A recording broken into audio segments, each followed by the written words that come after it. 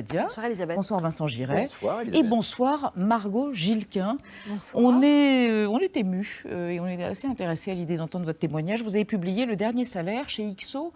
Avant de rentrer dans le vif du sujet de votre témoignage, comment avez-vous été abordé? Est-ce que c'est vous qui avez contacté Bernard Fixot, le gendre de Valéry Giscard d'Estaing d'ailleurs, votre éditeur?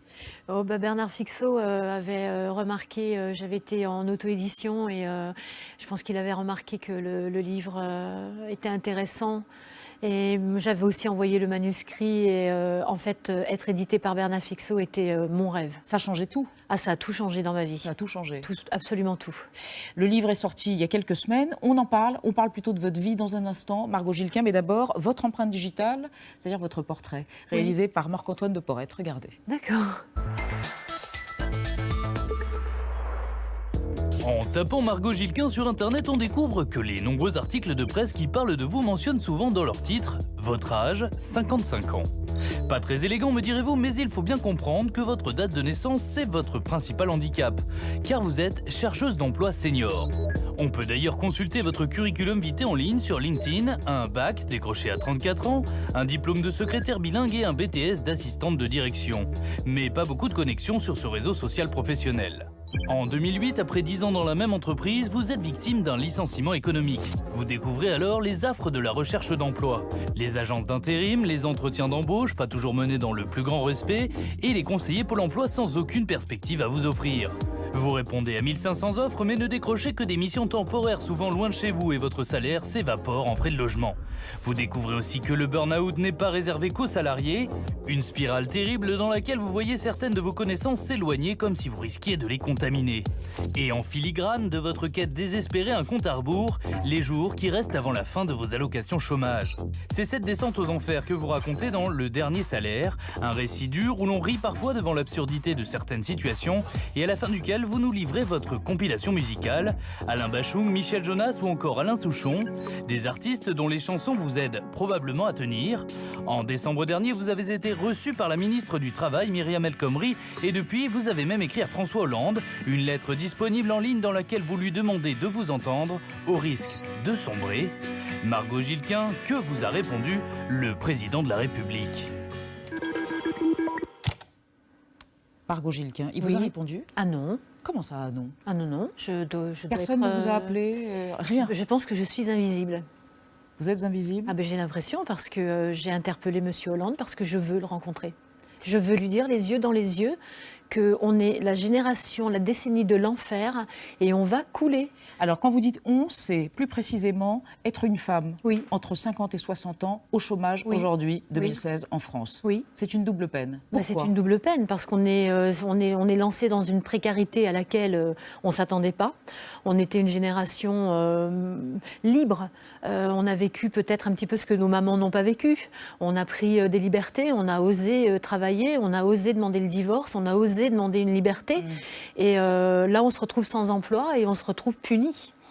Voilà, C'est ça qui est impressionnant dans la vie que vous racontez, dans votre livre, où il y a toute une partie de votre vie. D'abord, vous allez vous faire vous-même, vous faites votre formation, et puis vous voyagez, vous n'avez aucun problème pour trouver du travail à ce moment-là. Vous allez à la pause, vous faites plein de petits boulots. Et puis un jour, en fait, on a l'impression que le moment où ça bascule, c'est quand même le divorce. C'est l'âge, au moment où je me... En 2007. Voilà, c'est surtout l'âge. C'est arrivé, bon, le divorce c'est une chose. C'est-à-dire, il y a un coup du sort, vous perdez un emploi. Voilà. Après 10 ans, vous êtes licencié. Au moment où je suis seule. Donc je perds mon emploi à ce moment-là, et là je suis confrontée à mon âge. En fait, 48 ans, 50 ans, 51 ans. On vous dit que c'est vieux à ce moment-là? Vous allez chez Pôle emploi, qu'est-ce qu'on vous dit? Ah ben, chez Pôle emploi, on me dit rien. On me dit rien du tout, on m'inscrit et puis... Et puis vous avez des premiers entretiens. Et là, vous êtes confronté, il y a une espèce de miroir déformant où les gens se permettent de vous dire, vous avez l'âge d'une mamie, c'est ça? Ah oui, on m'a dit, à plusieurs reprises, une fois on m'a dit, mais comment je pourrais vous faire des reproches, vous avez l'âge d'être ma mère. Une autre fois, on m'a demandé gentiment, c'était amusant, mais bon, est-ce qu'on peut vous appeler mamie?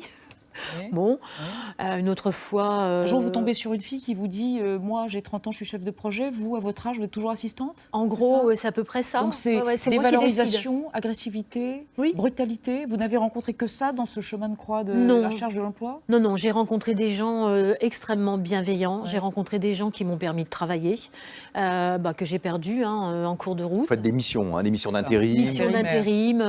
parfois très courtes, 3 mois, Voilà, prolongées, parfois puis un ça peu plus s'arrête. longue. Voilà, ça s'arrête. Non, j'ai rencontré des gens bienveillants, mais j'ai rencontré, je le reconnais, j'ai rencontré une forme d'arrogance de la part de certains DRH.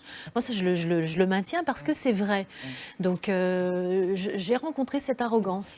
Alors aujourd'hui, Margot Gilquin, Oui. vous avez donc, vous le dites, on ne trahit aucun secret, vous avez 55 ans, vous êtes en pleine possession de vos moyens Oui. et vous êtes renvoyée à l'image d'une senior Oui. qui est incapable, comme on vous l'a dit, d'intégrer des informations nouvelles ou des technologies nouvelles et vous êtes considérée comme quelqu'un qui doit rester sur le bas-côté.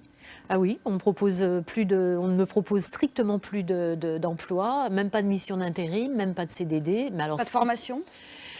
Alors si, moi j'ai de la chance parce que je suis suivie par l'agence Pôle emploi de Langon, où j'ai 2 conseillères qui sont absolument formidables. Voilà, vous dites à Paris, j'ai été très maltraitée, Ah oui. mais En Gironde. en Gironde, Alors là, j'ai franchement, eu des gens en face oui. de moi Et je les ai compétents toujours, et- ils m'ont reçu il y a 15 jours, ils m'ont reçu 1h30, Margot- pendant 1h30, oui. Margot Gilquin, vous vivez quand même depuis des années Oui. avec 16,25 € par jour. Alors depuis un peu plus d'un an Depuis maintenant. un peu plus d'un oui, an. Oui, Alors vous êtes dame de compagnie pour une personne âgée oui, qui vous offre le gîte et le couvert. Oui, enfin, Néanmoins, on vous s'arrange. n'avez que 16 € Oui. par jour Oui. pour vivre. Comment fait-on? Ah Comment bon, peut-on faire des projets? Comment fait-on pour se faire un peu plaisir? Ah non, pour non. s'habiller? Non, non, quand ça on c'est est une fini. femme? Ça, alors on ne fait plus de projets. Ça, c'est fini, Pas il de faut vacances. l'oublier. Non, les vacances, je ne sais pas ce que c'est depuis 5 ans. Donc, Ouais. pas de vacances. Comment on s'habille? Comment... Sur les brocantes, moi, je fais les vides-greniers. Ouais. Je le répète, mais j'ai un jean que je tiens propre, je le lave tous les 2 jours. J'ai une paire de bottines depuis 3 ans que je fais ressemeler. Et puis, voilà, 2 € sur un vide-grenier. On s'habille, on vit dans la peau des autres. Ça veut dire quoi, on vit dans la Ben voilà, ça c'est pas à moi. Ouais. Je sais pas à qui ça appartient. C'est à une dame certainement très bien vie comme d'occasion, moi. ça. Voilà, c'est une vie d'occasion. On vit de troc, on vit d'échanges, on vit de débrouille. Et quand vous d'entraide, oui et non. Oui et non. Et quand vous voyez les autres hommes, les autres femmes vivre une vie qui semble Oui. facile, fantaisiste, légère, ça vous C'est rend l'horreur. amer, mélancolique, c'est horrible. Ah, c'est horrible. Ah, c'est horrible de voir des gens de ma génération vivre. Ah non, ça c'est insoutenable par contre. Moi je fréquente plus personne parce que c'est impossible. Et ah non, vous voyez les gens vivre et moi j'ai toujours ce sentiment. Pour moi, je suis sur le bord d'un quai et je vois les trains passer et je peux jamais monter dedans en fait. Donc je fréquente pas les gens de ma génération. De toute façon, je ne fréquente que les gens qui Ils sont sont dans la même situation que moi, ou alors je fréquente les personnes âgées et qui m'apportent énormément de chaleur humaine et de soutien moral et qui ramènent un petit peu les pieds sur terre et qui...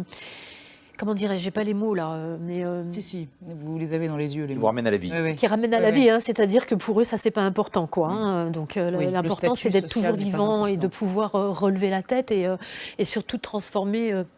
Je le dis souvent, mais c'est vrai, il faut vraiment transformer sa colère. Moi, j'ai voulu me défaire de la colère, donc je l'ai vraiment transformée en courage. Elle est là aussi. Voilà.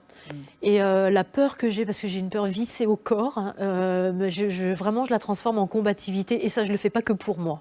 Et c'est sincère, je le fais vraiment pour les milliers de personnes, encore Bah, une fois, justement, oui, qui sont dans ma cette situation et qui peuvent pas s'exprimer.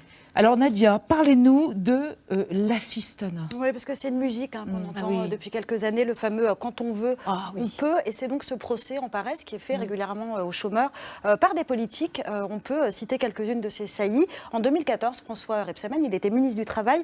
Il avait demandé à Pôle emploi de renforcer les contrôles. Il s'agaçait de, je cite, ces gens qui ne cherchent pas vraiment d'emploi. Ah bon? Bruno Le Maire, qui est candidat à la primaire de la droite, estime qu'en France, je cite toujours, on distribue des allocations sans rien vérifier. Et puis comment ne pas citer Laurent Wauquiez, qui enrage régulièrement contre le cancer de l'assistanat. Qu'est-ce que vous ressentez quand vous écoutez la radio, que vous regardez la télévision, que vous entendez de la part de ces gens? Vous êtes une assistée.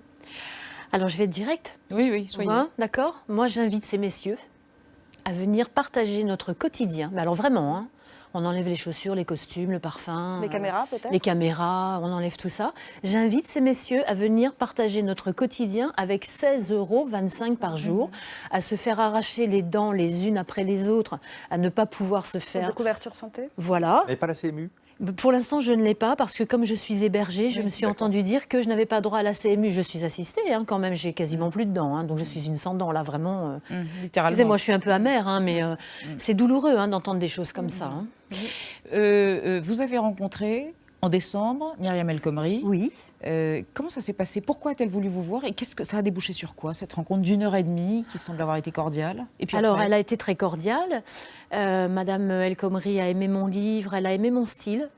Elle a trouvé que j'humanisais les chiffres. D'accord. Et après Et moi, je l'ai trouvée très belle et très gentille. Oui. Et elle a proposé donc de m'aider. Mais je pense qu'elle est très occupée en ce moment. Elle a une loi.